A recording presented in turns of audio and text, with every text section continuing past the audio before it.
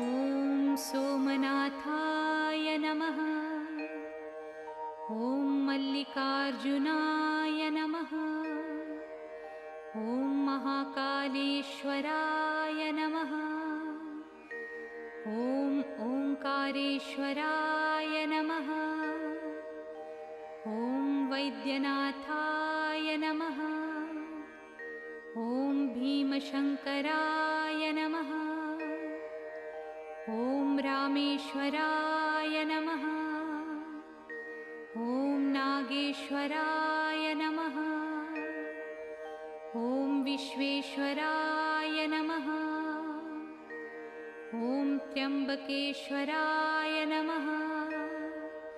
ॐ केदारेश्वराय नमः। ॐ भुस्मेश्वराय